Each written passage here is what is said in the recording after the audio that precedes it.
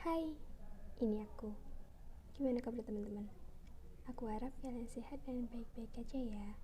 Di episode 104 ini akan membahas mengenai topik waktunya memilih untuk masa depan. Iya Robun, saat episode ini tayang bertepatan dengan tanggal 14 Februari di mana merupakan hari yang besar bagi bangsa Indonesia karena di hari itu kita sama-sama akan memilih calon-calon pemimpin bangsa ini selama periode 2024 sampai 2029. 14 Februari 2024 adalah hari di mana pemilu dilaksanakan. Karena podcast ini tayangnya malam, jadi kemungkinan besar Yorobun udah pada nyoblos kan ya? Tinggal kita tunggu hasilnya gimana. Terutama hasil pemilu untuk presiden dan wakil presiden.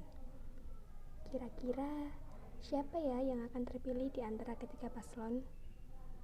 Mungkin saat episode ini tayang kita udah tahu jawabannya. Mungkin dari quick count. Aku kurang ingat pastinya gimana kalau pas pemilu biasanya soal hasil pemungutan suara untuk capres-cawapres. Ya, ntar kita lihat aja. Anyway, pas aku lagi ngetik ini masih Hamin 1 pemilu. Aku sengaja mau bikin skrip dan rekaman sekaligus ngedraft sebelum hari H pemilu. Soalnya mencegah kesibukan yang mungkin aja menghampiri aku pas hari H besok. Siapa tahu tiba-tiba besok ada hal yang harus aku lakuin gitu. Jadi, lebih baik aku mempersiapkan episode podcast makan malam lebih awal. Buat cerita tentang pelaksanaan pemilu, utamanya berdasarkan dari pengalamanku besok, sekaligus hasil pemilunya.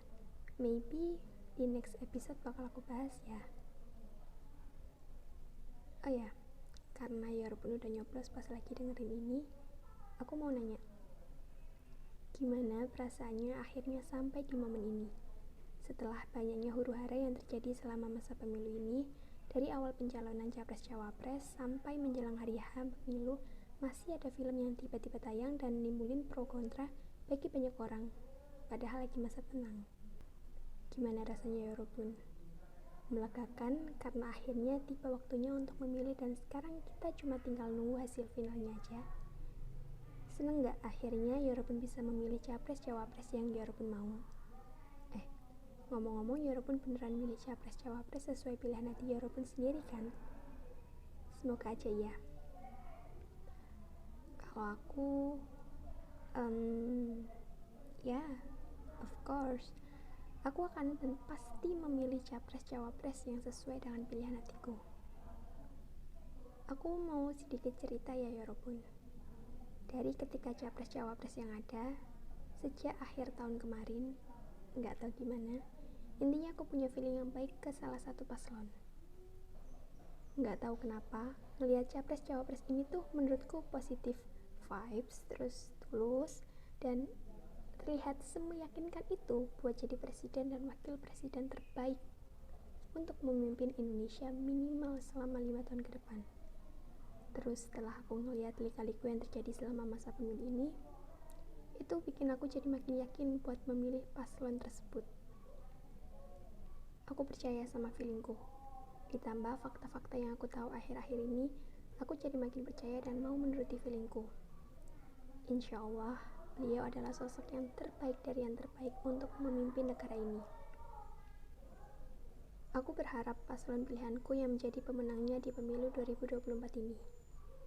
Tapi, kalaupun ternyata hasilnya nggak sesuai sama apa yang aku harapkan, selama itu murni hasil suara rakyat Indonesia, nggak ada unsur kecurangan ataupun hal buruk lainnya, aku pasti akan menerima hasil tersebut.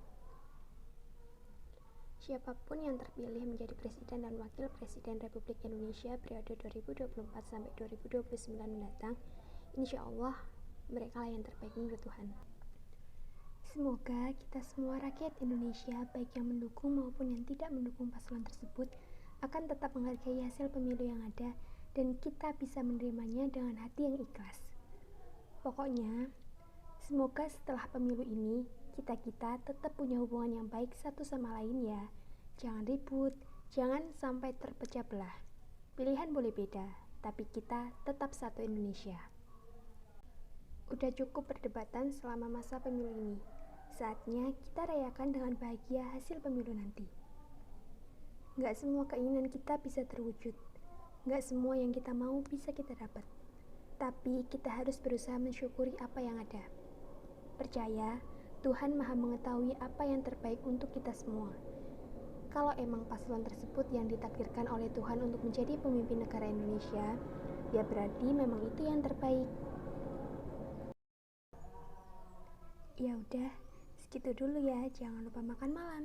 Sampai ketemu di episode selanjutnya. Enjoy your dinner ya Robun.